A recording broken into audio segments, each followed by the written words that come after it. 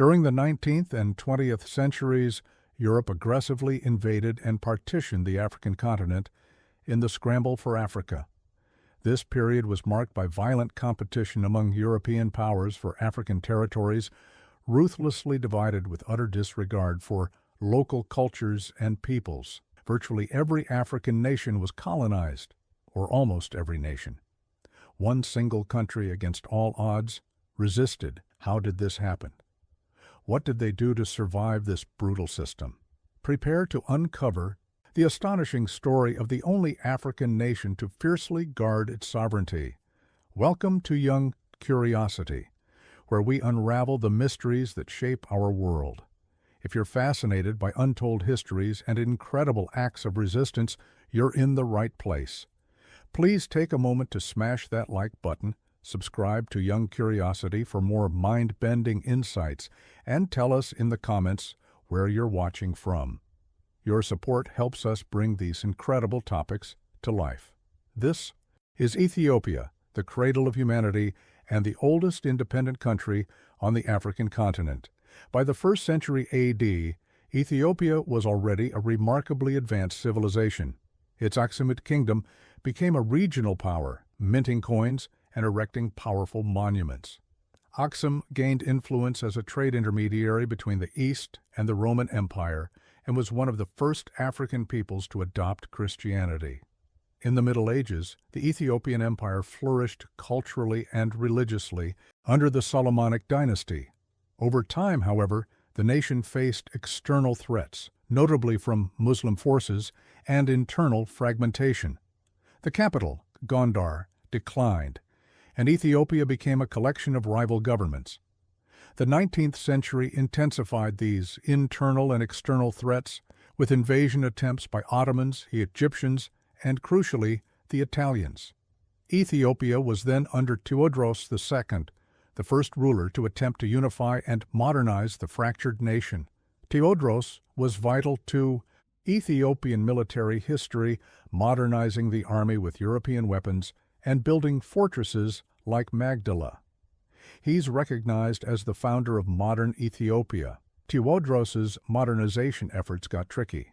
He acquired European weapons through an illicit arms smuggling deal with English missionaries, creating tension with the British.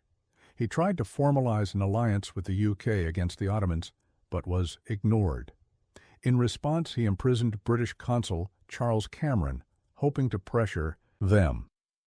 This triggered the British expedition to Ethiopia in 1868. The Ethiopian army was defeated, and Tewodros II tragically took his own life. Interestingly, the British found managing the territory too expensive and abandoned it. Thus, Johannes the ascended, unifying regions and restructuring the country. Soon, Italy entered the scene. As other African countries fell to colonial rule, Ethiopia emerged as a powerful symbol of independence, becoming a strategic target for Italy, eager to consolidate its global position and exploit Ethiopia's rich natural resources. Johannes IV's kingdom grew, but still battled internal African factions, eventually leading to his death in Sudan. Menelik II then took power, widely regarded as the most important monarch in Ethiopian history.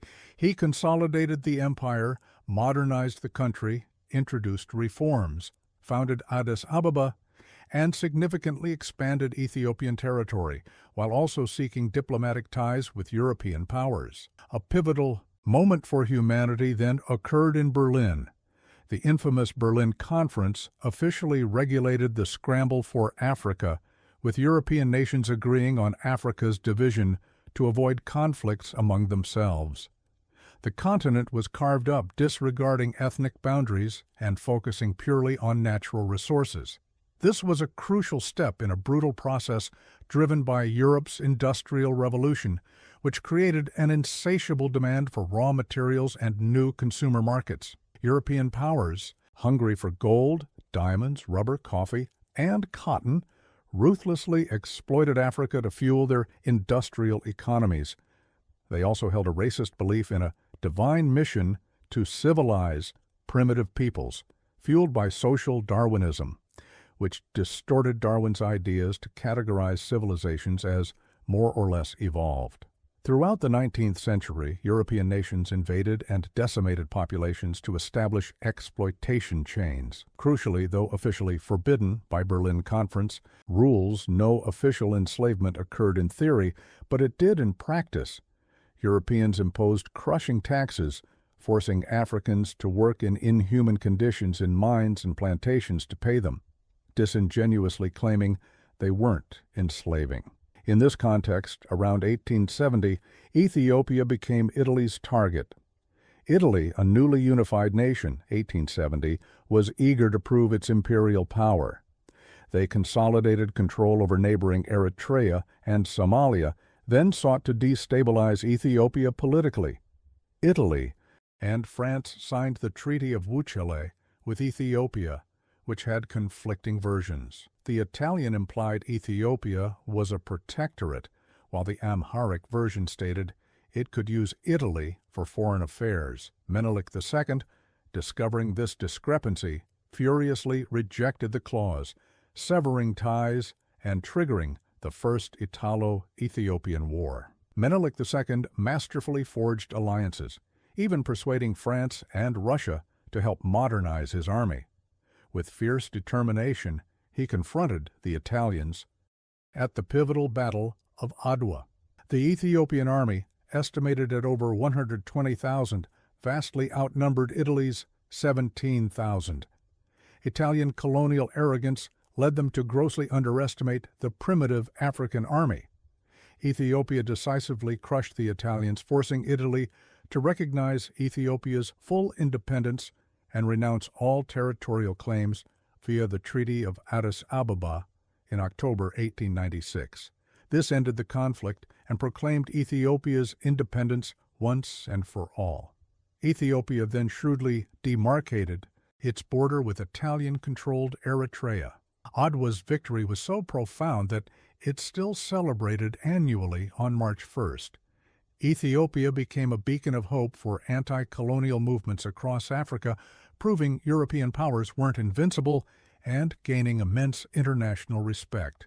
For a time, it was the only independent African country in the League of Nations. Italy, humiliated, retreated, but their ambition was not over. Following its victory, Ethiopia continued its modernization, building railways, a postal service, and new administrative systems. In 1913, Menelik II died. His cousin, Haile Selassie, ascended to the throne.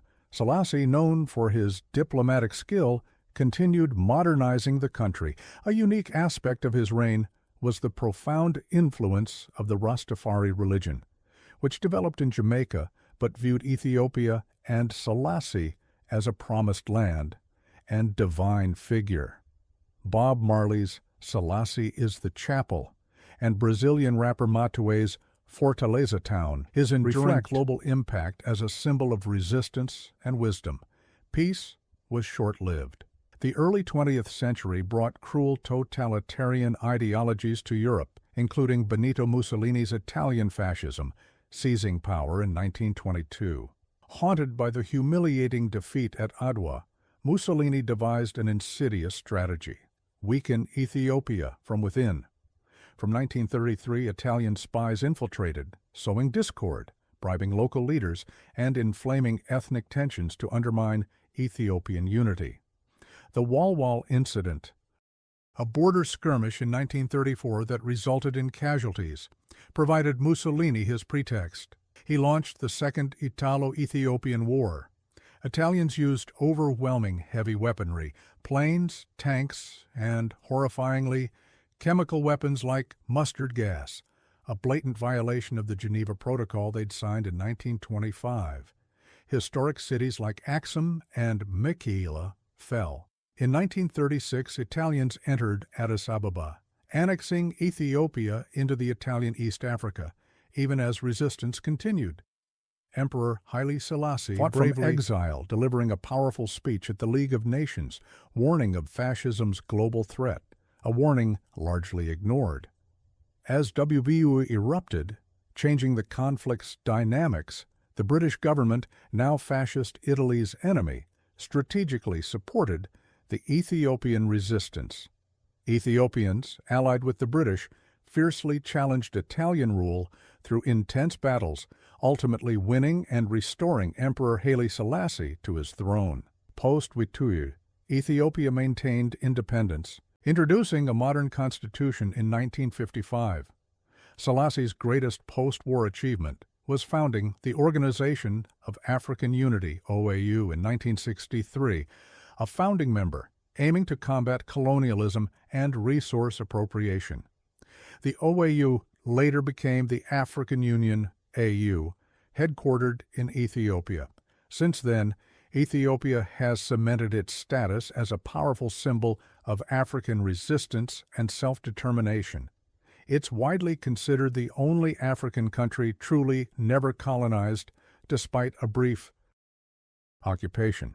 Liberia is also uncolonized, but maintained full dependency on the U.S., used for freed slaves returning to Africa, a different context. Ethiopia's importance is undeniable. As a beacon of fierce resistance, it inspired hope across Africa. Many newly independent African nations proudly adopted the Ethiopian flag's colors, green, red, and yellow, symbolizing Pan-African unity and defiance. This incredible story highlights the profound importance of this often overlooked nation. It shows how we neglect a vitally important past for humanity.